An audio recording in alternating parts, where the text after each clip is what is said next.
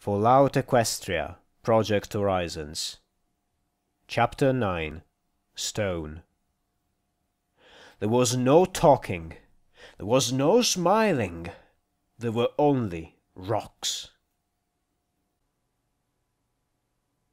I am not a smart pony. I've said it before. Others know it.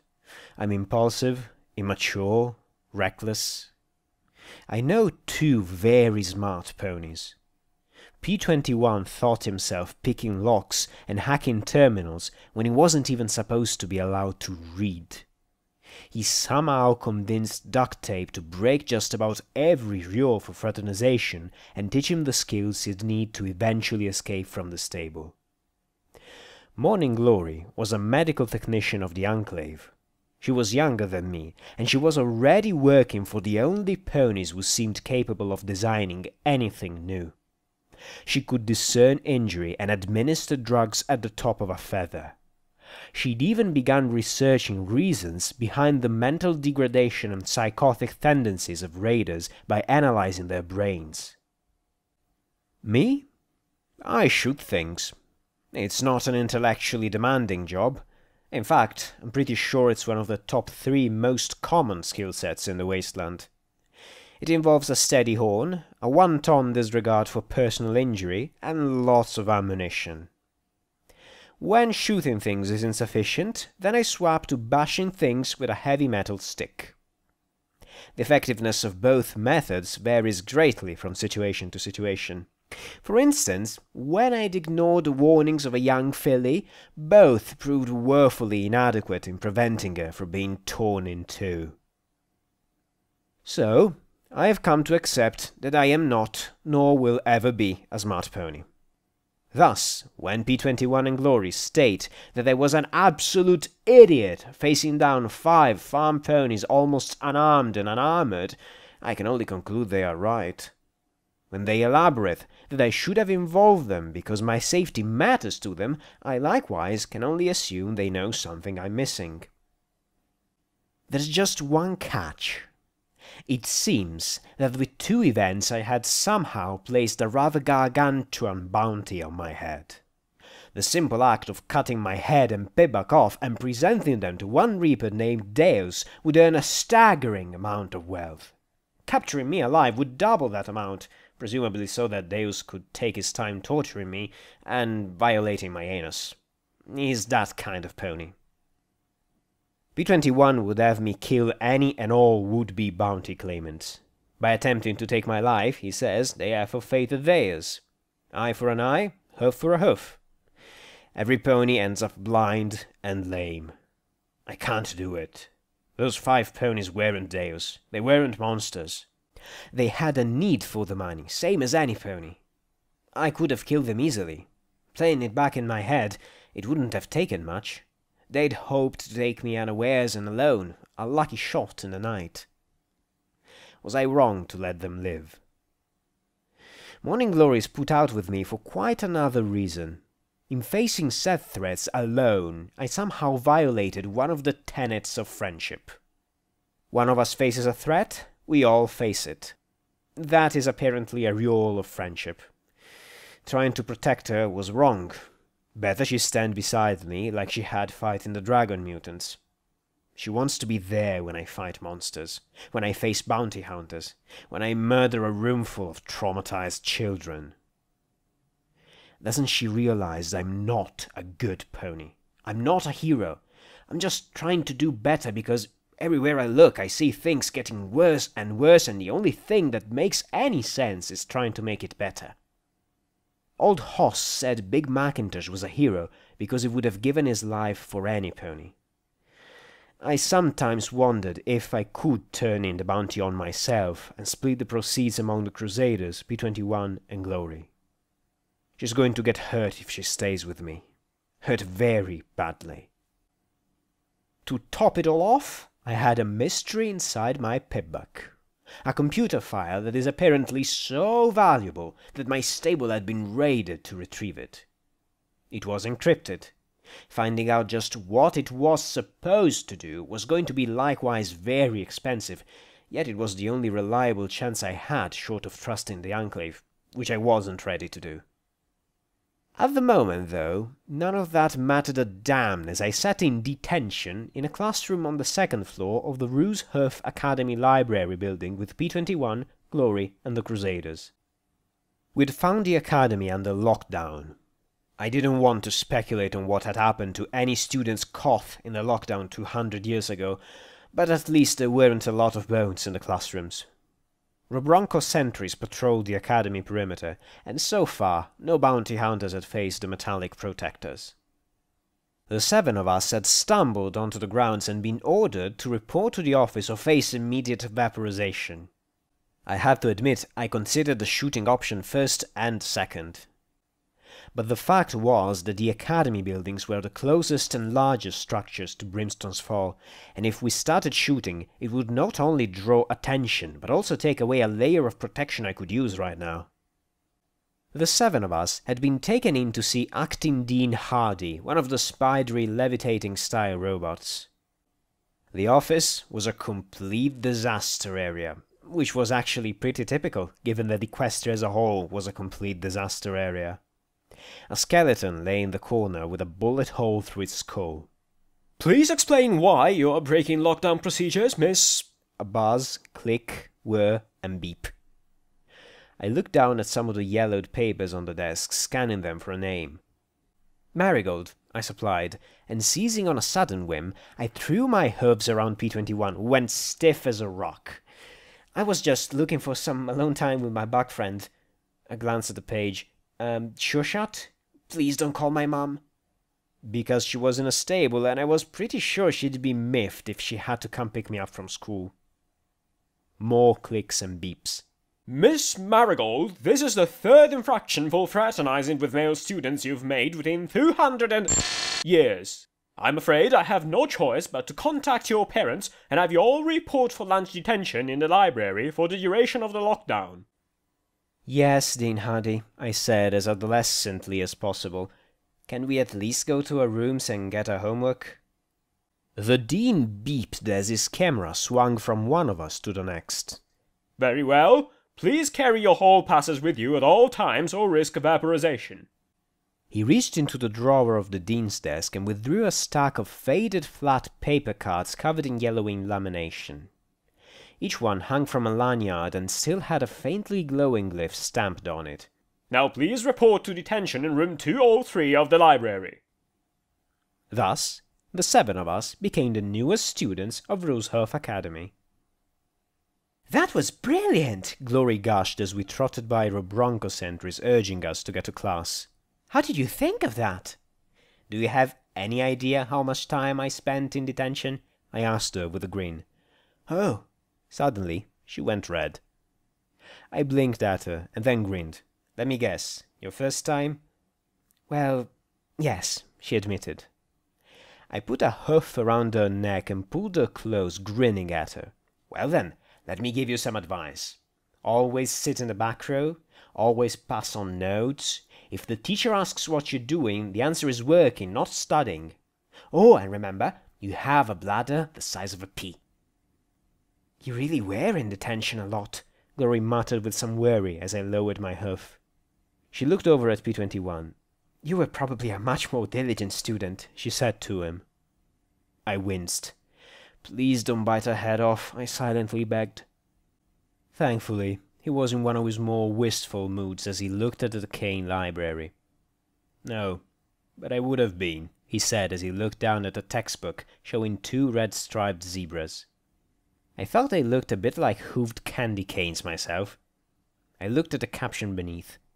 "The proditor, or traitors in the zebra tongue, were those few zebras willing and allowed to fight for Equestria against their own kind. Using talismans to permanently alter their stripe color, they fought with distinction, until being phased out due to security concerns after the Battle of Shattered Hoof Ridge." I noticed the Crusaders were looking a bit nervous. "What's up?" I asked them. "First day of school jitters?" "No," Allegro protested, trying to look tough. "It's just," Adagio muttered, "there's supposed to be ghosts here." I would have laughed, But then again I laughed when Scoodle had seemed afraid in the boneyard. Not again. Besides, with the wasteland, who knew what you might run into? Well, if there are, they'll have to get through me first. Sonata looked a little more at ease, at least.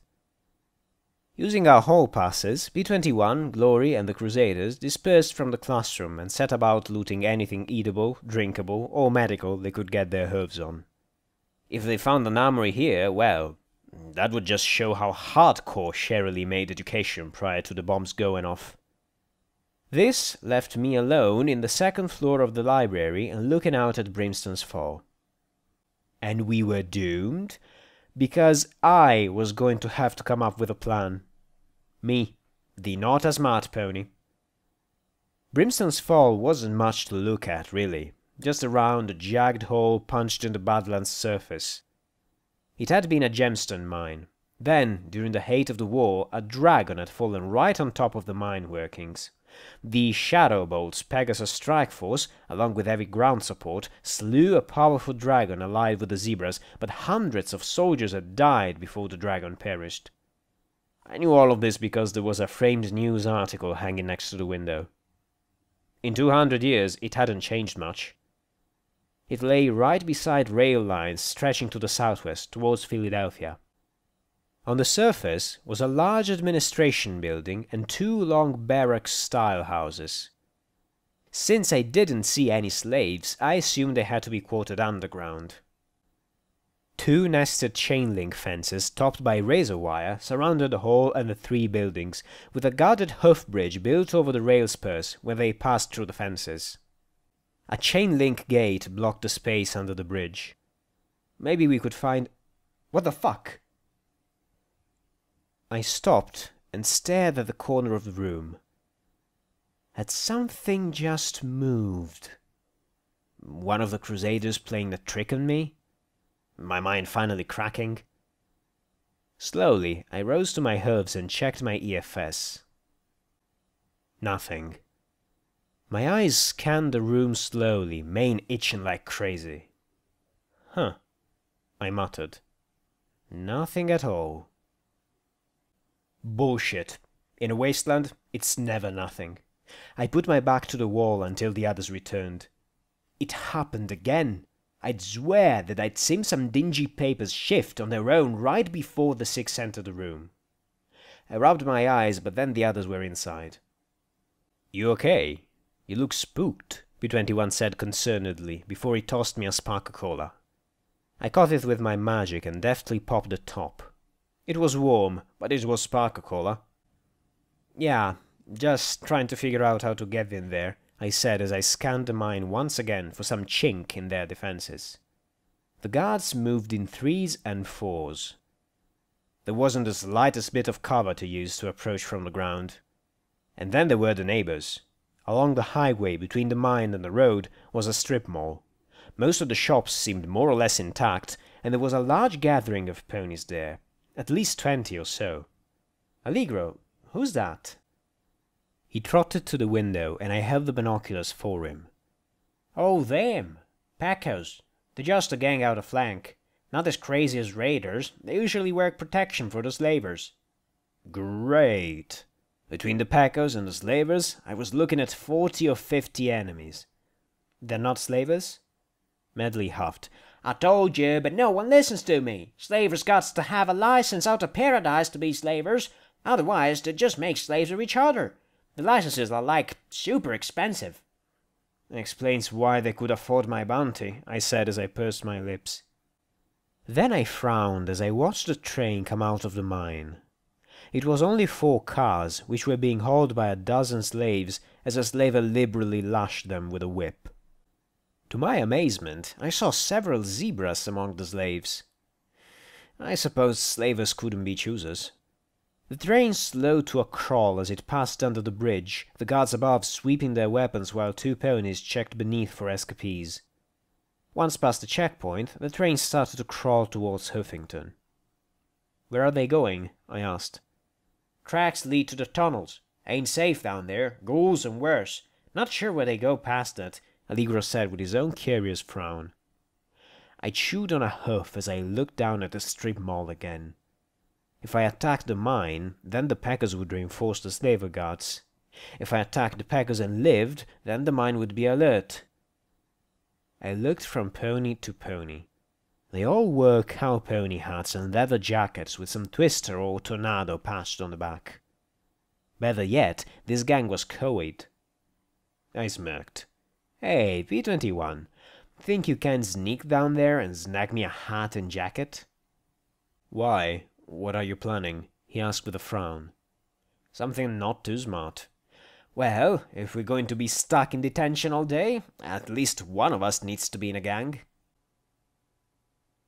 It took P-21 quite some time to get the garments I needed. That was fine. I asked the Crusaders for every bit of trivia on the packers I could. The gang had muscle, pride, ambition, and not much else going for it. Not quite a joke, but definitely a long way from the top of the gang food chain. The sun was just starting to set when the train returned. Lots of empty boxes and crates. Apparently the trade was all one way. Did the gems go back to Paradise or somewhere else? As I waited, Glory and the Crusaders went to look for more supplies. That left me alone with my thoughts. The plan wasn't quite together yet. I wanted the slavers out of operation, but niggling questions kept popping up. What would stop another band from returning to the mines? I could blow the mines, assuming P-21 had the skills and the mine had the dynamite. What about the slaves that had nowhere to go? Sending them to Stockyard was hardly a sure bet, and sending them anywhere else would be making them bait for raiders or more slavers. And I was not alone. I could feel it. My mane went nuts as I slowly looked around the room once more. I couldn't see anything. I couldn't hear anything. I still didn't think I was alone. I rose to my hooves, looking at the overturned desks, the bookshelves and cubbies. The teacher's desk? The teacher's desk. I trotted over to stand right in front of it with a small frown. My horn glowed as I shoved the large desk back against the wall as hard as I could. Something shimmered faintly as herbs clattered on the teacher's desktop. Then a long, thin rifle barrel appeared from thin air, pressing right against my forehead. This close, I could make out the faintest of blurs in the air. Hey, you've had hours to shoot me in the back. So what's up? No response, and that rifle continued to press just underneath my horn. I didn't blink, and somehow I doubted they did either. Then there was a blue flash, and a shimmering grey cloak appeared draped around a lithe equine. A lithe, striped equine. He reached up with a hoof and brushed the hood of his cloak back to look down at me with deep azure eyes. I had to admit I was impressed and scared out of my gourd at the same time. I also didn't dare show it with a rifle to my head. He held it in his forelegs in the strangest way I'd ever imagined, yet without the slightest bit of strain, his mouth resting lightly on the trigger. I wasn't sure how he avoided falling on his face, balancing on just his back legs. "Blackjack," I said, gesturing to myself, "and I really hope I don't have to talk slow, 'cause then I'll really look dumb," I added. His voice was just as soft as P-21 on his surly days. "Lancer." Name, occupation, hobby? "Okay, Lancer. Like I said, I don't think you want to kill me. I'd rather not kill you." "Liar," he said quietly. "All ponies do. It is what you live for." Of all the shit going on in my life, you're telling me I'm going to get killed over a war that was over 2 centuries ago? "The war is not over. The remnant persists," he answered. "Right," I groaned as I folded my hooves on the desktop, rested my chin on them, and closed my eyes with a sigh. Who is holding a rifle to whose head? Who pushed a desk rather than firing a gun? I don't want to fight you. Particularly since he could turn invisible and had a rifle longer than my body pressed to my noggin. Those were pretty impressive liabilities to overcome. I was taking a good long look at that weapon while trying not to go cross-eyed. "You're going to make me do something stupid, aren't you, Lancer?" The sound of Glory and the Crusaders, and possibly P-21 as well, returning, made his eyes dart to the door. Yup, time for stupid. My horn flashed as I deftly depressed what I prayed was the magazine eject while my magic ratcheted back the bolt and ejected the round in the chamber. Then I caught the shell with my magic and beamed him right in the face with a heavy bullet. My hooves on the desk shot out and yanked his rear hooves out from under him. He recovered quickly. Damn, didn't he tough? He flipped through the air, catching the fallen magazine in his hoof and slamming him back into the weapon as he landed on all four hooves. The rifle lay along his back, his tail curling around the trigger as he sighted along the underside of the rifle. Then he felt the barrel of my shotgun press against the underside of his chin, and his eyes glanced down at the glowing weapon. "I do not want to kill you," I said quietly. "But I would, and damn him if he forced me to use P-21's universal counterattack policy from here on." Lancer slowly pointed the rifle away, looking surprised for a moment. I took my gun off him. As Glory's hooves reached the door, I said loudly, "I have company, Glory. Please don't spook him. He's very good with a rifle." Glory frowned as she poked her head through the door.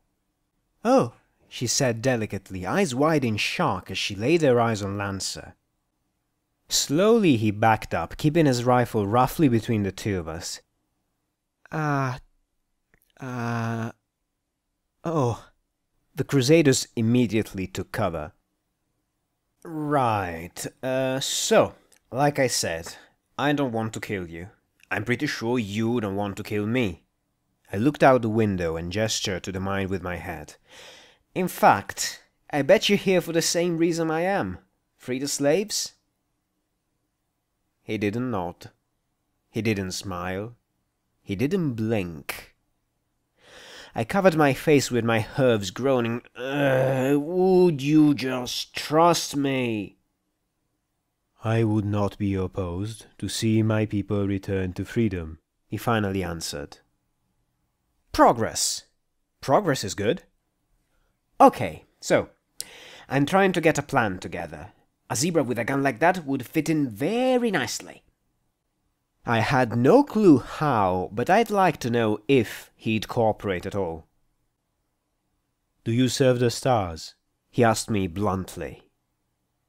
What? I've never even seen the stars with my own eyes. Or the sun. Or the moon. All I've ever seen is that. I pointed out the window at the cloud layer. "Then who do you serve?"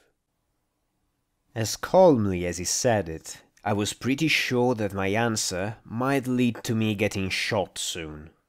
I really did not want to get shot by that rifle. Of all the ponies in the wasteland, you had to ask me a philosophical question? "You should know that I'm something of an idiot," I said, hoping for a reaction. A laugh? A smile? Nothing.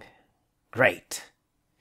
I sighed, closing my eyes. I don't know if there's a who anymore, but I guess I serve a what. Doing better, making things better, I said as I looked at him. If that's not good enough or specific enough, then I'm sorry. I didn't know there was going to be an oral exam today. He straightened, and I relaxed as he sat and directed his rifle at the ceiling. "It is sufficient," he said calmly. "How do you plan on freeing the slaves?" "Well, that depends on if P-21 had any luck shopping," I said as I leaned over to look past Glory at the blue pony, who looked positively stunned at the sight of a zebra in our detention room. I hadn't seen his eyes so big since Prince Splendid. I smiled at him. "Hey, P-21, this is Lancer. He's been very nice to not shoot me. Please be nice back." He set down a jacket and a beaten cow pony hat and some boots. "Oh, I'll try." And he did. He actually managed to smile. Hey. Lancer did not respond. Apparently zebras had a stoicism thing. At least Lancer certainly did. The hat and jacket had clearly seen better days. I shucked my security barding and shrugged into the jacket. I really hoped the material came from something other than a Brahmin, or worse. I looked at Glory. So, here's the plan. I'm going to go down there and find out just how keen these peccos are on protecting the mine. If things go bad, I'd like you on the roof of that building at the end. If I have to bolt, some covering fire would be great. You realize that the peccos wouldn't blink at killing you for the bounty, right? B-21 asked. I heard them talking. Apparently the only thing keeping them from running off looking for you is their deal with the mine. I could use that as a plan B if I had to. I figured as much, but if their leader's smart, I might be able to give him a better long-term arrangement. I had to saw the back of one of the boots apart to get it to fit over my pibbuck. Fortunately, Glory had some duct tape that closed it up. Hey, in the wasteland, beggars couldn't be choosers. I unzipped the duffel bag. Okay, alcohol, booze, cigarettes. If you pick them up anywhere, put them in here. I'm going to need to make myself pretty popular on short notice. B-21 and Glory went through their saddlebags and produced a fair enough amount of the things I'd asked for. Where did you find all that? I asked as I looked at the half-empty bottles of scotch and cartons of cigarettes. Teacher's lounge, B-21 replied, not quite taking his eyes off Lancer in the corner. Figures. Okay, it's getting dark. I'll start down now. If you see me running, do what you can to keep them off me, I said to Glory. The grey Pegasus beamed brightly and nodded once. B-21 nodded as well. Lancer just stared. I set my bag across my shoulders and floated up my shotgun as I headed for the stairs below. Blackjack! Hissed Sonata from the Philly's bathroom, her eyes wide as she glanced through the door at Lancer. You shouldn't trust him, she warned. Why, because he's a zebra? I asked with a little half-smile. He's a bad zebra. The remnants. They do terrible things, Blackjack, the filly said as she shivered. We can't stay here. Soon as we can, we're gonna run. Robots won't chase us far if they catch us at all. But where will you go? We got a place over near Chapel. We'll head there. She pointed with a hoof along the railroad tracks. I glanced back at Lancer again as he looked coolly down at the textbook I'd glanced at earlier before kicking it aside. Maybe she was right, but I needed all the help I could get. Okay, Sonata, I remember what you said. I stepped back and let her run down the hall towards the stairs. The other three peeled out of their hiding places to follow her. Great. And now my mane was itching again. I am not a smart pony. For example, none of my plans are completely pulled together.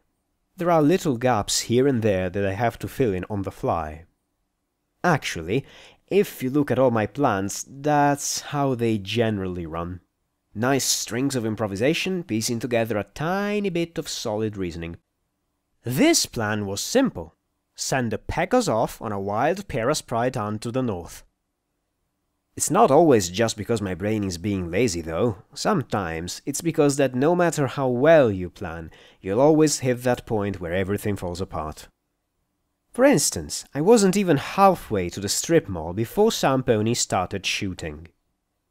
Again, it wasn't me. And again, it wasn't at me. The fact that Samponi was shooting this close to me, though, certainly put the nice and simple plan behind determining just what was going on. My EFS gave me one clue, a big red bar and 2 amber non-hostiles. I put my ramp in gear as I raced across the scrubland towards the shooting.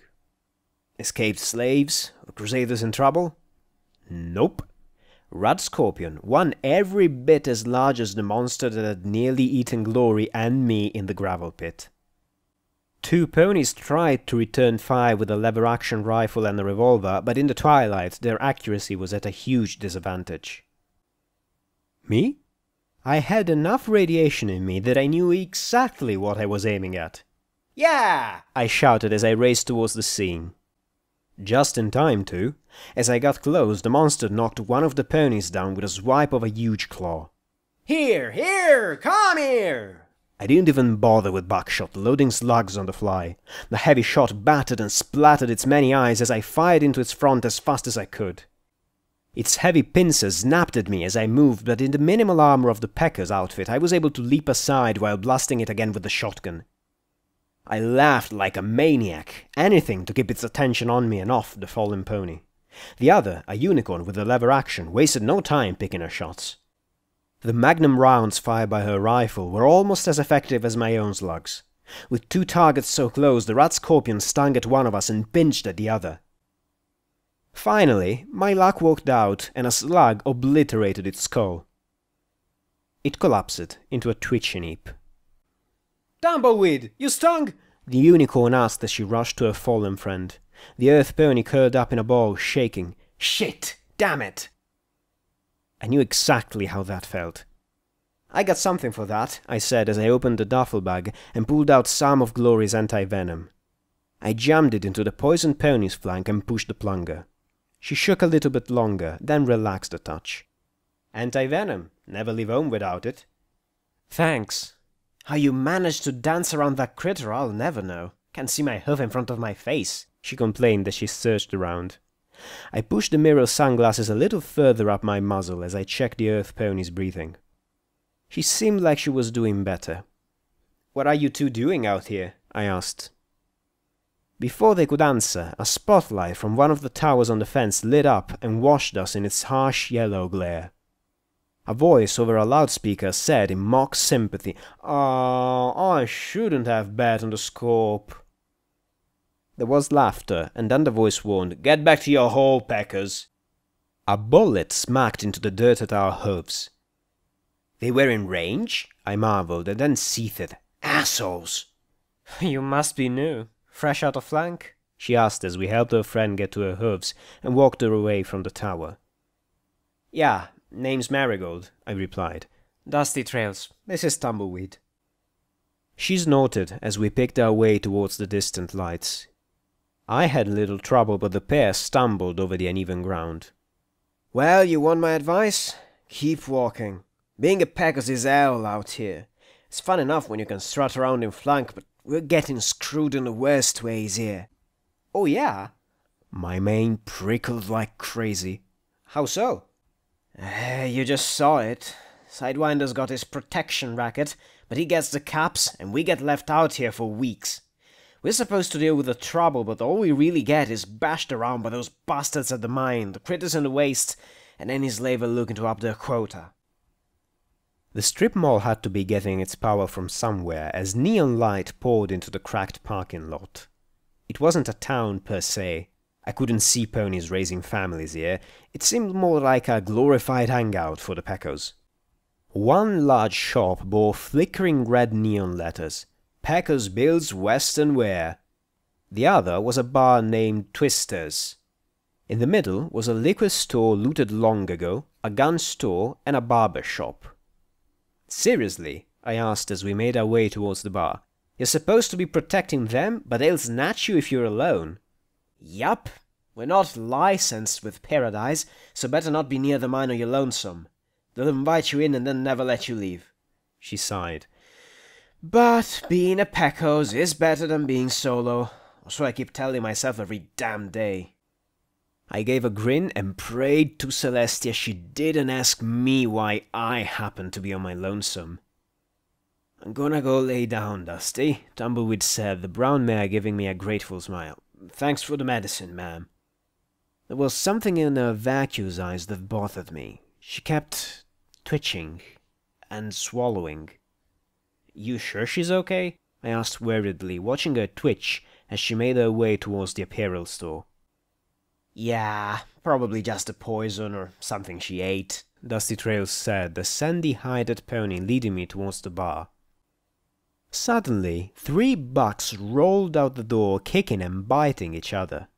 Dusty just stepped around them. Inside were ponies drinking, talking, hoof wrestling, or reading very ragged magazines. It was the cards being dealt, though, that drew my eyes. You play? Dusty asked with a nod of her head. A bit, I said with a grin.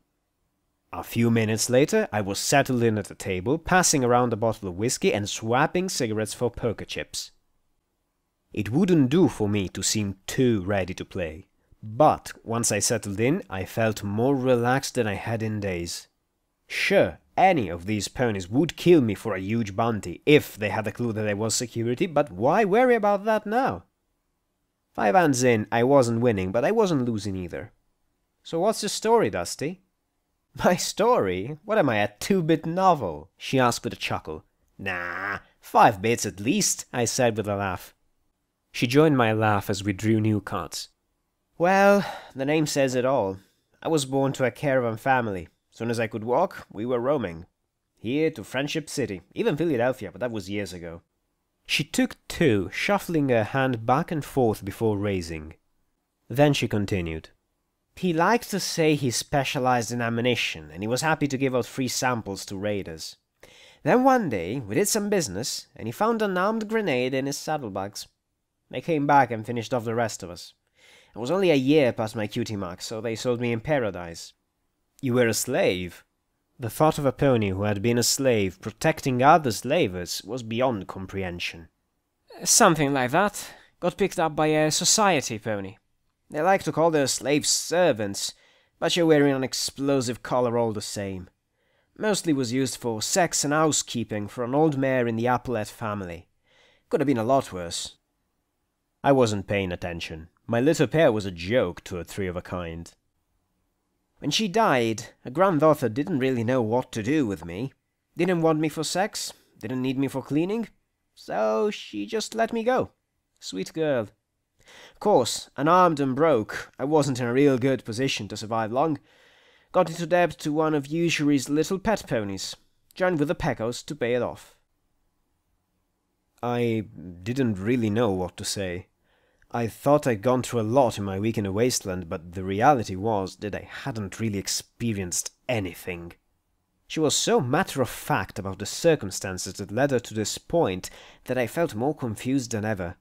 Worse, it seemed I'd opened the door and one after another the Peckers were stepping through. A buck named Big Red, who was the smallest pony at the table, had been a horse son in flank. He'd nearly been sold for camps by his mother before running away. He'd bounced from gang to gang between Stockyard and Paradise before landing with the Peckers. Poleaxe had been a bandit, a slaver, and had even run with a Reaper gang, drifting from place to place for as long as he'd lived. He also freely shared his sugar apple bombs with me. Yeah, he killed ponies, but it wasn't personal. It was work. That was how he saw it. If he didn't work, then he was gonna die. And apparently, banditry and slaving was hard work. One mistake or misjudged target and you were dead. He didn't target foals, though, and preferred not to force mares. After all, one good kick and they could take his bits clean off. His last band had gone raider. When they tried to get him to turn cannibal, he'd refused, and that had put him on the menu instead. Now, he was with the Peckers, 'cause it was work. Harbinger claimed she had been an acolyte for the Steel Rangers, but that a Reaper attack gutted her bunker. She'd gotten lost, ended up on the west side of the river, and signed up with the Finders for a spell in Megamart. Eventually, she got bored, and then hooked up with the Peckers for some excitement. She'd been able to get the building's power from a still active subterranean power line. You mean there's still power in the city? That shocked me, given the devastation I saw all around us. How? No pony's gone to the court to figure it out. Any pony who does, doesn't come back. The Collegiate thinks the spark turbines in the Huffington dams are providing power, but the controls are all wonked. Or maybe there's some power plant in the Badlands sending juice to the core. Harbinger said that she checked her cards. But yeah, they buried all kinds of stuff underground. Folks might not realize it, but Huffington's a fucking fortress. The whole city was designed by the best minds at the MWT and Stabletech. The Zebras seemed so dead set on destroying the city that they had to. At the end of the war, Huffington was getting attacked by the hour. Zebras wanted it bad, but they never took it, she explained as she drew 4 cards with a soft hiss of disappointment. Now the underground is ghoul territory, and worse. Drives the Steel Rangers crazy not being able to get all the tech stuff buried down there. So, which stable did you grow up in, Marigold? Dusty asked me with a grin, just as I took a pull off the whiskey bottle. I choked, stinging alcohol burning in my sinuses. I didn't even have a chance to lie. Knew it. For a moment, I was sure I was in trouble, but then realized no pony was screaming for my head. That obvious, huh? Stable ponies are always asking questions. So what's your story? Not much. I was in my stable... Honestly, I have no idea where it is, which was true enough. It was somewhere north, but I'd be hard-pressed to find it, even with my Pipbuck's navigation software. A rover mare went nuts and tried to kill every pony in the stable. Also kinda true, given that she'd let in Deus and some raiders for her own aggrandizement and survival. I managed to get out before every pony died. Been wandering around since. Something was wrong. My head felt... off. Like my thinking was slowed down a little. Then I caught the slight glow of magic around Harbinger's horn. What were the odds that Steel Ranger acolytes were taught interrogation spells? Was she reading my mind? If so, she had a poker face to die for. A true spell? No, or I'd be a lot more accurate. A lie detection spell! Easiest to learn, even if I couldn't. And what did you do in your stable? Harbinger asked sweetly. I gave a non-committal shrug. Honestly, as little as I could. Played cards mostly. 99 was all about the overmare, so as long as I didn't cross her, I wasn't clear. Technically true. I hoped that it was at least true enough for a spell. Since Harbinger looked disappointed, I assumed I just squeaked by. So, why did you join the Pecos? Dusty asked me. Technically, I hadn't.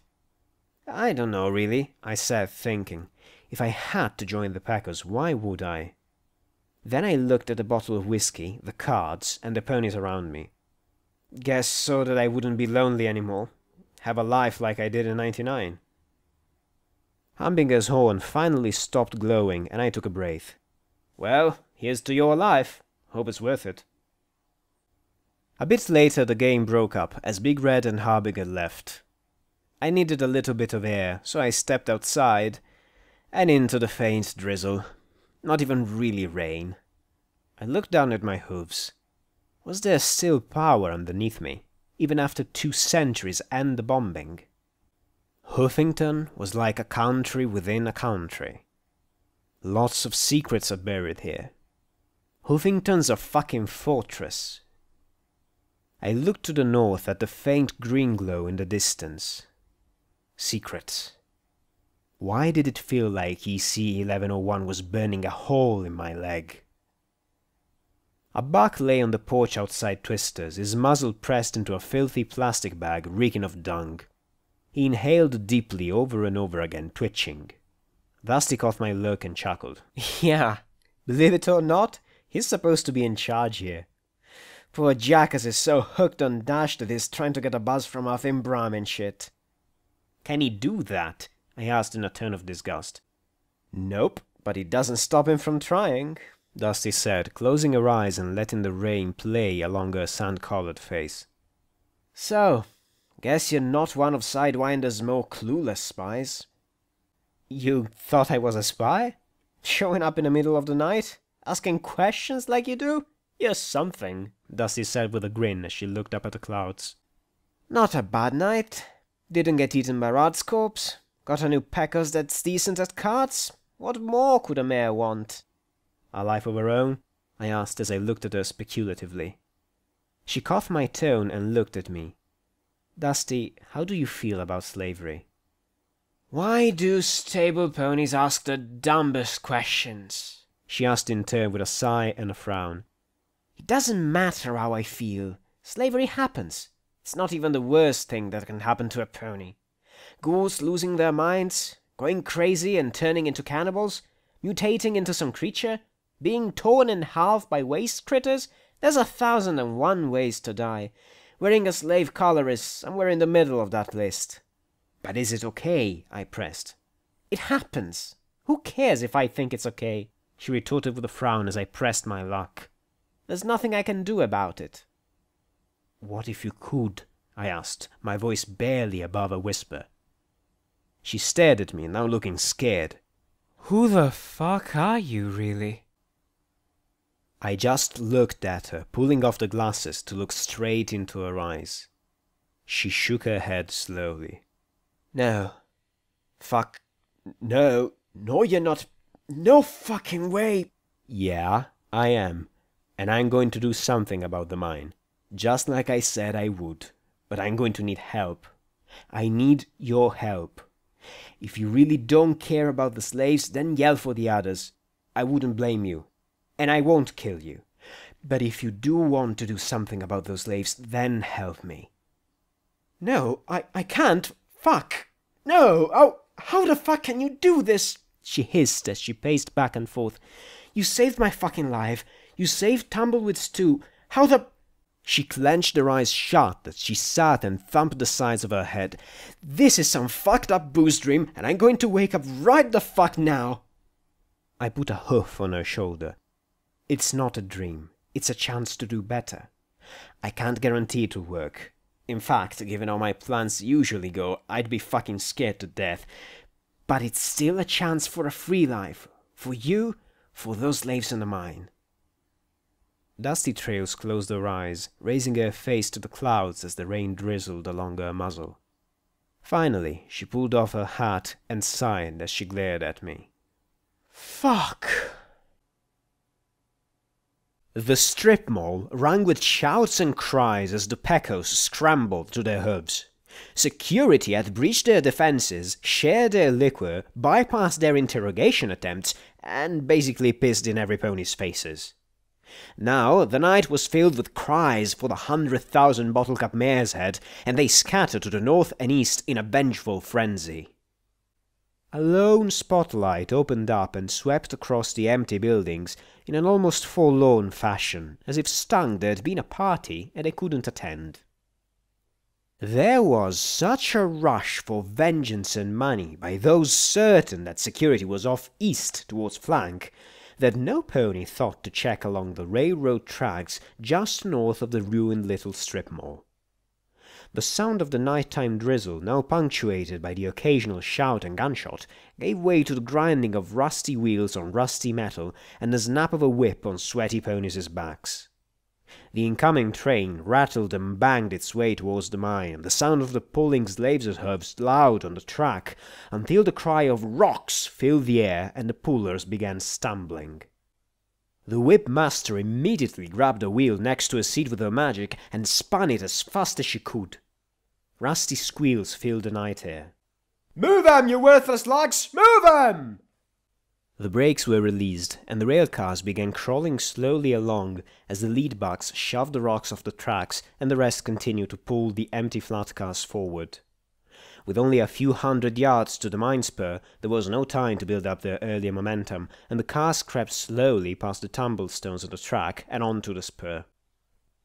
The gate on the incoming track opened, and the cars began to pass under the bridge, spotlights slowly sweeping back and forth over the cars and across the interior field of the yard. One or two guards gave a cursory glance underneath the flat cars, but the hard magical glare of the spotlights ruined any night vision they may have had. Once the train came to a stop, half the guards detached the slave ponies, while the rest headed to the two long barracks, glad for a night's rest. Apparently, 3 trips in one day was exceptionally productive for them. Some of the spotlights winked out, others turned back towards the wasteland. Carefully, the 4 of us crept out one after another. We moved quickly to the dark administration building. If I were a slave owner, I'd keep the guns as far from my own guards as from my slaves. Just inside the door was a meeting room with 2 bored guards. Lance's rifle made soft little pff, and they turned into 2 dead guards. I resolved to never, ever annoy a zebra who could make 2 ponies dead before the first one even started falling. We moved inside before some pony spotted us. P21 and Glory went to work looting anything potentially valuable as I made my way up the stairs. Green light shone through an open door as a pony frantically typed on a terminal. I don't care how much Sanguine wants. I'll sell for half price if it takes that thing out of you, I heard a pony whisper hoarsely. I peeked in but saw only a fat pony typing his message, and a filthy cobalt mane wearing a dark black collar and chained to the wall beside the bed. I carefully opened the door, the mare looking at me as I held my baton to my lips. She looked at me, looked at him, and then made a quiet motion of her hooves slamming together. Was she telling me to beat him up? Gladly. Wait, he wore something on his hoof. Too small to be a pipbuck? What if it was some kind of alarm? He turned to spot me in my security barding, and his hoof reached for the band. Sats popped up immediately, and I targeted 4 strikes, praying I didn't kill him. Not that in this case I'd be that fast if he expired, but I had questions. In rapid succession, I slammed the baton twice against each of his front fetlocks and was rewarded with crunches of splintering bone. He cried out, wetting himself, as then he curled up in a fetal position. "You're going to get us all killed," he whimpered as his broken legs shook. Whatever the device on his hoof was, it was a lot less resilient than my pibbuck. "Isn't that line supposed to be, 'You're going to kill all of us'?" I asked as I searched his desk and found the key to the shackles the mare wore. "He's talking about Gorgon," she said as I freed her. "He's taken over the mine's operation, demands huge output. I don't know what he is, but he's a monster." The mare rubbed at where the shackles had chafed her forelegs raw. "Please tell me you can take this off," she asked as she pointed to the collar she wore. "What is it?" I asked, looking closely with a small frown. "A bomb," she replied. Instantly, I wasn't looking nearly so closely. "A bomb?" I stared at the black collar and then hissed at the fatback. "Why the fuck would you put a bomb on someone, you screw?" The mare gave a sigh, but also a small smile as she explained. "It keeps us from running away. Go too far and boom. Can you deactivate it?" Deactivate it? I didn't even want to breathe hard on it. I shook my head and she sighed. Too much to hope for. Somehow, I found the prospect of fighting something that had the slavers scared witless a little concerning. "What is Gorgon?" I asked the mare as I hauled the fat whimpering back into her place and chained him by his back legs. "Is he a reaper?" "Just what I needed, another cyber monster to get blown up by." While she spoke, I went over to the terminal and transferred what files I could onto my pibbuck. The bastard had mentioned Sanguine. We were going to talk about that later. Searching his desk, I found a sack of caps and 2 glowing memory orbs. All of them disappeared into my bag. I don't know, he's strong and bulletproof," she said. I nodded as I listened. If slugs couldn't cut it, maybe grenades? They seemed incredibly effective when used internally. "He also has a spell, I guess. He looks at you and he turns you into stone." "Into stone?" Okay, that just bumped him above Deus on the what the fuckometer. A few days ago I would have laughed at such a claim. 41 young ponies later, I admitted he could probably do exactly what she said. So, strong, bulletproof, turns ponies into stone. Anything else? "He can fly?" the mare offered. I face-huffed. I just had to ask, didn't I? I pointed at the mine boss. "Please sit on him and make sure he doesn't try anything." Downstairs, I found P-21 picking at the lock of a door. A half-dozen bobby pins lay scattered around him as he grit his teeth and scraped at the lock. His blue eyes swore a death oath to this door and lock. Then there was a soft snap as the metal broke in his teeth. "Allow me," I said as I floated the mine boss's key to the lock and opened it. From the look he gave me, I'd violated some lockpicker code of ethics. Inside, however, we were greeted by quite the little arsenal. Assault carbines, another shotgun, more ammunition that I happily dumped in my bags and let my pibbuck reorganize.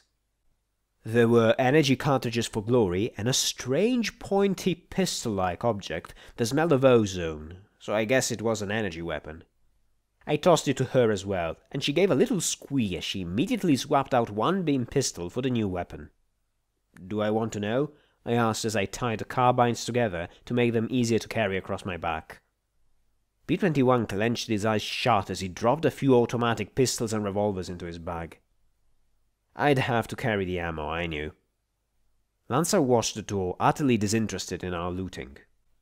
"It's a disintegration pistol. It magically breaks down the bonds." She faltered at my "I am not a smart pony" look. They do much more damage than energy beams. There's a chance it can start a chain reaction that, disintegrates things." "Good. You almost lost me at the word reaction," I said as we finished cleaning out the armory. Glory spotted a medical container that had a few healing potions but far more chems. "Just take it all. No idea if it would come in useful or not when things got rolling." "Lancer, have you ever heard of a pony named Gorgon?" No reaction. I take that as a no. "Glory?" She shook her head. "Okay, apparently there's, something here named Gorgon. He's strong, he's bulletproof, he can fly, he can turn you to stone with a look." Even Lancer looked taken aback at that. "Fuck me," Glory muttered softly, then blinked and went bright red as she looked at her hooves. "Sorry." "That's my line," I grinned at her. "Anyway, I just wanted to warn you. He's in the mine. So, dynamite and internal grenades if we can swing it?" I looked at P-21. He nodded. "Zappy zappy disintegration fun from above?" Glory, still embarrassed, gave a nod. "Shoot him in the eye?" I asked Lancer. He looked thoughtful and then nodded stiffly, seeming quite put out by taking a suggestion from me. "If that all doesn't work, I'll try something stupid." Both Glory and P-21 winced. "That's your plan?" Lancer asked skeptically. "Good one, ain't it? Lots of flexibility." Now he had a definite expression. Wary. It looked good on him. The stoic mask was getting old. We dragged the bodies into the arsenal and locked them inside, wiped up the blood as well as we could, and then made our way quietly to the mouth of the mine.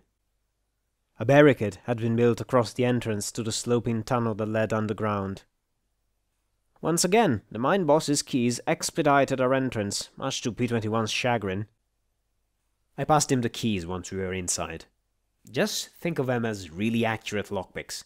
"Or I could think of them as keys," he replied sourly as we slipped into the mine. "Cheer up, we're facing a monster, no moral angsting here." He gave me a little smirk. "Oh yeah? What if it turns out he was tragically transformed into a monster and wants only to be normal and loved?" "Oh, I hadn't thought of that." And suddenly, the niggling thoughts began to rise up in the back of my mind. Maybe we should talk first, but P-21 suddenly stopped smiling as he reached up and turned my head to look at the side of the tunnel. Broken statues was my first impression. The most horribly accurate pony statues ever carved. Their faces were frozen in expressions of absolute horror and pain. Right. I grabbed those niggling little thoughts, wrapped them up in duct tape, and tossed them into the closet. We found a guard station and 4 guards behind the second barricade. The sounds of machinery and grinding rock reverberated in the air, making sneaking almost unnecessary. The lighting must have been abysmal to any pony without mutated eyes. Really, it was more an execution than an attack, with the exception that there was a large red button next to them. I didn't know what that button was connected to. An alarm, a lockdown, detonate slave collars. I just knew I didn't want to find out just now. Lancer's silenced rifle took down the one closest to the button. Glory strafed with red beams from one pistol and slower moving pink bolts from the other. The remaining guards scrambled for weapons and to hit the alarm, but my buckshot tore into them equally. No pony reached that button, and thanks to our barrage, no pony would. B-21 searched through the remains as I stared at the red button on the wall chewing my hoof. What did it do? Stop staring at the button, Blackjack, B-21 said without looking up. What? I wasn't... I huffed and made a big show of checking my shotgun. When we were ready to move on, I glanced at the bottom again. Someday... Alarm? Self-destruct device? Buzzer? Decoration? My mood now thoroughly ruined by the thought of being transformed into a horrified statue, and thus being prevented from ever discovering the function of the mysterious button, I slogged ahead in the lead, keeping an eye out for... Oh, hello! The chamber was a massive dome pierced by a round hole at its apex. On the ground, white bones lay amid gem-encrusted stones. Strange pink and green energy seemed to bleed slowly into the rock. Crawling amid the immense slabs of stone were dozens and dozens of ponies and zebras. A squad of guards bore down into the blocks using some kind of drill, set some explosive, and blasted them chunk by chunk into smaller pieces. These were loaded onto smaller flatbed minecarts that were then pushed up stone ramps by mares to a stone platform ringing the chamber, and dumped onto a shaking metal ramp that fed into a rock crusher. The crusher fed a conveyor belt that ran up to the hole in the roof. Young ponies, many of whom didn't even have their cutie marks, were running up and down the belt, pulling the brightly colored gemstones from the gravel. Some pony had thought of a mining system that effectively used falls in the production process. Some pony needed to meet Mr. Baton. Everywhere we looked were statues of ponies frozen in positions of agony. A few appeared to have been guards rather than slaves. The guards weren't guarding. They were working. Some looked as ragged as the slaves they were supposed to be watching. I felt a small sense of justice at work, but no pony or zebra deserved this. And there, lying atop the softly glowing bones overlooking the whole mining pit, was Gorgon. At first, very first, you might have mistaken him for a white Pegasus. Then you realized that whatever it wasn't a pony. His wings weren't softly feathered like Glory's, but instead were leathery. He had scales along his spine and flank. A long serpentine tail swayed back and forth behind him. For the first time ever, I saw a pony with eyes that glowed exactly like mine. I knew they did, because they were looking right at me. Gorgon rose to his earth, stretching languidly, first his bleached white wings and then his powerful legs. "Scatter!" I yelled, barely audible over the din of the machinery in the booming cavity. He launched himself into the air as we separated, landing with a thundering crash where we'd stood moments before. I didn't target him. I simply fired wherever I thought he was and prayed to Celestia I didn't hit somebody else. I stole little glances as I could, dancing around on the broad stone ledge. The ponies up here ran for cover, but the ones below continued working. Glory fired a stream of energy balls from above that seemed moderately more effective than my shotgun shells. I tossed the carbines on my back at the feet of two mares. "Take them!" I yelled. The dust-coated ponies simply looked at me in horror and shook their heads. They actually grabbed pickaxes and resumed trying to gouge gems from the walls around the ledge. They were so scared they didn't dare stop working. Even working to death was better than being turned to stone. My shotgun was useless at this range, so I flipped it behind my back and drew one of the automatic assault carbines. I marveled as my pibback provided a clip of interesting, armor-piercing rounds. My curiosity was piqued as I looked at the solid jacketed bullets. I didn't have many from the armory, but maybe I wouldn't need that many. I flicked the fire select switch to burst mode, my eyes picking out Gorgon and Glory's shapes as they flew around and through the jagged dragon bones heaped in the center. When Gorgon came into view, I gave a SATS-guided set of bursts right into his head. They didn't even seem to penetrate. "What the fuck is he made of?" I shouted, ejecting the clip and moving to green rounds. I bit my lip as he came around again. I had enough sat charge for one burst. The toxic rifle rounds just dripped off his hide. Glory clipped the tip of a spur of bone, jerking in midair. Gorgon caught her in his hooves as they landed on the far side of the pit.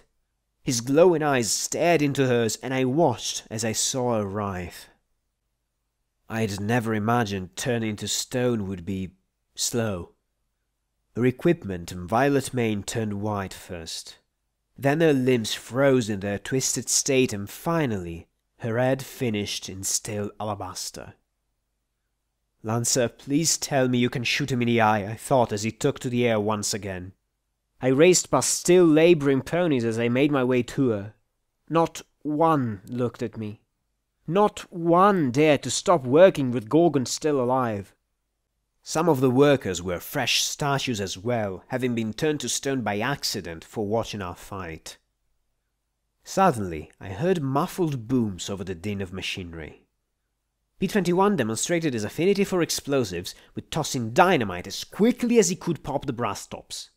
When Gorgon landed and advanced, P-21 backed away, throwing mines in his path.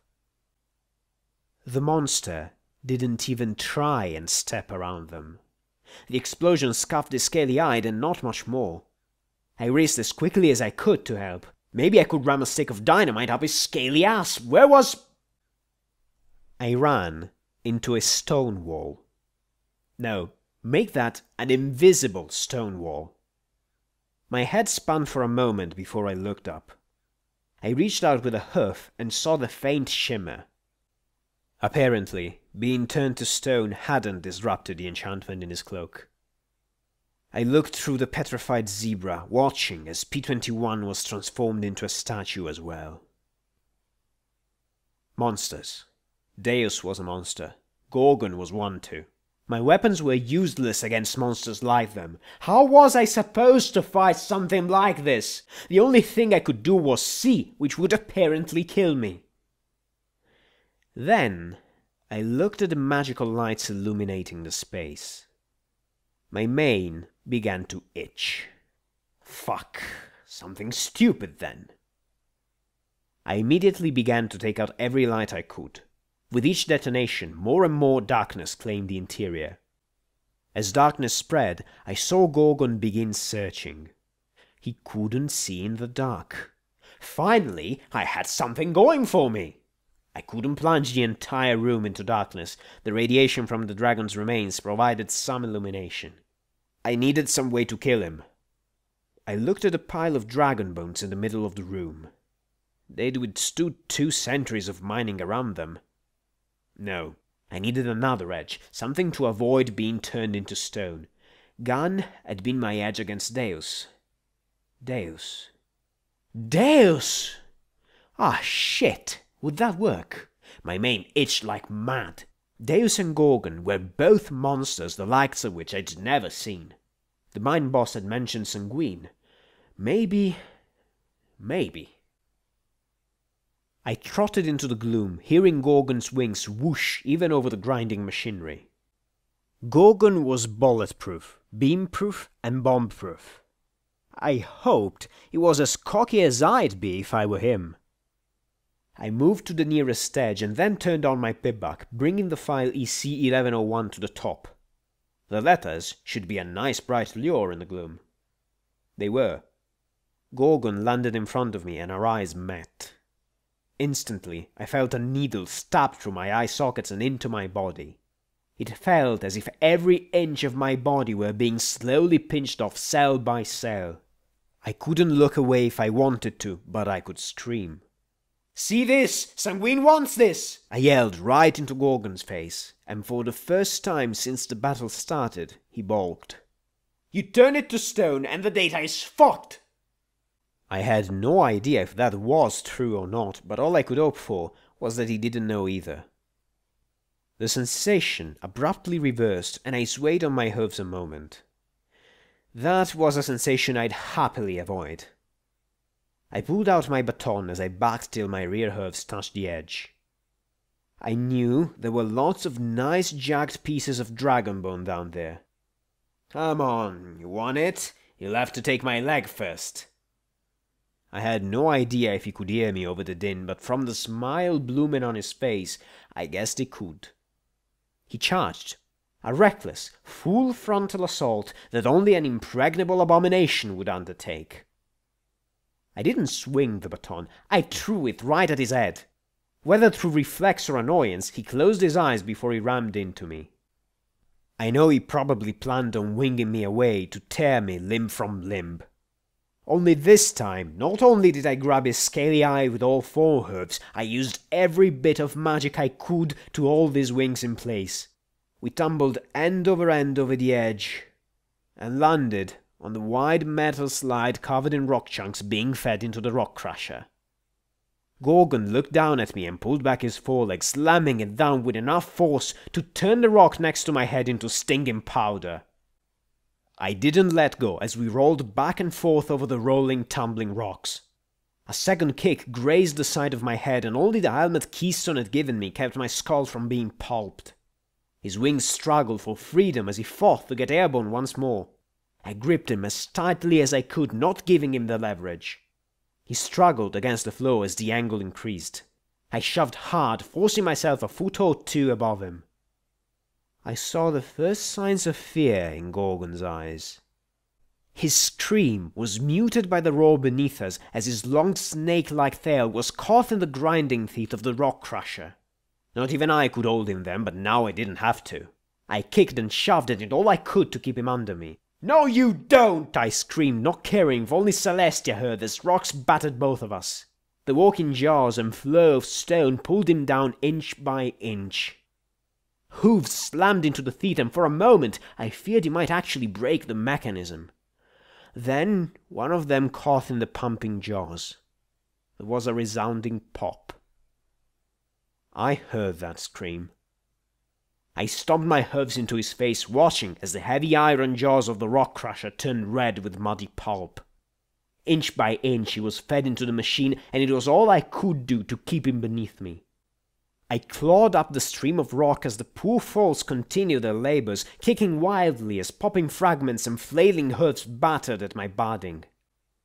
Some mechanism within gave a yank, and his chest disappeared into the gap. The teeth slammed down with a dry explosion of ribs, his mouth opening wide as bloody organs spewed over my legs.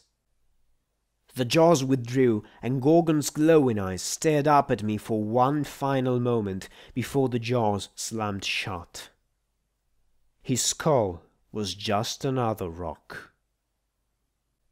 Unfortunately, now I struggled to keep out of those jaws myself. I kept imagining a great, big red button marked Emergency Shutoff. I hated to admit it, but I was getting tired. All I would need was one rock to pin my leg or crack my head. I wondered if I'd go through as well and these poor bastards would just keep working, never realizing the monster was dead. Then wings beat above me.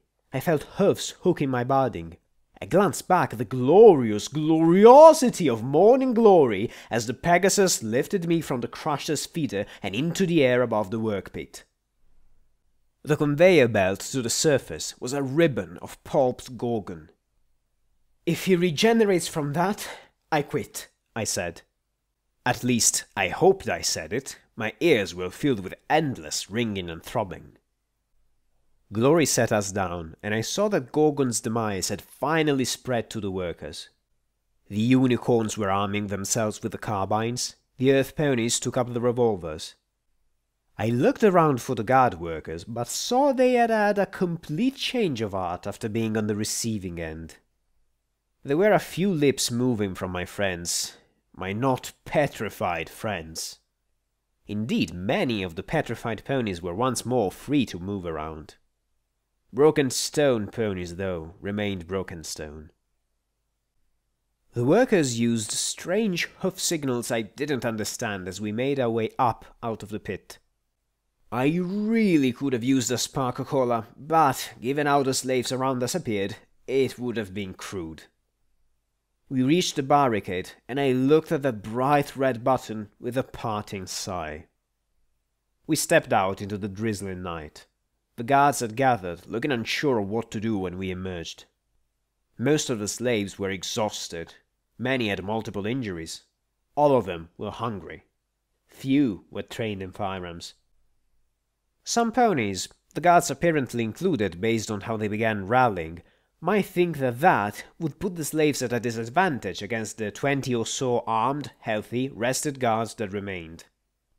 They would be right, except that such a pony had likely never imagined the absolute rage a pony could feel when armed and facing their tormentors. Even then, with the guards outnumbered 3-1, the fight that ensued was vicious. Glory strafed the few snipers that tried to pick off the freed slaves from the towers along the wall. P-21 restrained himself from using explosives. Instead, he raced around the side of the battle, shouting direction and gestures to the slaves to return fire. When bullets ran out, the guns became clubs. Then, the Pecos arrived. The 30 or so gang members surged in down the rail line and under the bridge, the gate having been quickly smashed open. The slavers bolstered and readied themselves to put down the uprising once and for all. Across the fighting, my eyes met dusty trails. I couldn't say anything. I couldn't hear anything. I could only hope. The Pecos crashed into the backs of the slavers and took them out in one charging wave. The nasty final moments involved a few desperate hoof-to-hoof fights. Then, it was over. Dusty Trails and the other Pecos helped deal with the wounded slaves.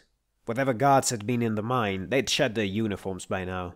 Any allegiance to the old mine was forsaken.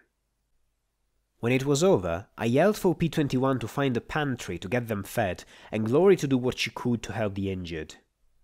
Dusty Trails directed the Pecos to take positions in the guard towers. There were other things in the wastes to be wary of. I had no idea where Lancer had gone, nor did I know what I would have had him do. The dozen or so zebras stood apart from the others, watching the development with trepidation. I rubbed my ear furiously, trying to rid it of the ringing as I approached them. "Hey, rough night, huh?" They glanced at each other and made gestures. Then I realized every single one of them was deaf. An elder buck approached, bowed formally to me, and then said in an odd accent, "We thank you. We cannot hear your words. We must read them on your lips." "Well, you are free to go, or stay if you want," I said, my mouth exaggerating a bit. I wasn't used to talking to deaf folk. "That is not necessary," Lancer said behind me as his cloak deactivated. His shot between my shoulder blades slammed me into the ground, knocking the wind from my lungs and numbing my entire lower body. For a horrible moment, I wondered if I was paralyzed. Then, I realized that wasn't even the beginning as he pointed his rifle at the clump of zebras. "For your treason against the fallen Kaiser." The stream of pff filled my ears as I watched him butcher every buck, mare, and foal with stripes. When the shots ended, not a pony raised a rifle to stop him. Every pony seemed paralyzed, even me. "The war is never over, Security," Lancer said softly before the zebra's stealth cloak shimmered and he disappeared once more. Footnote: Level up. New perk added. Tough Hide, Level 1. The brutal experiences of the Equestrian Wasteland have toughened you. You gain +3 damage threshold for each level of this perk you take.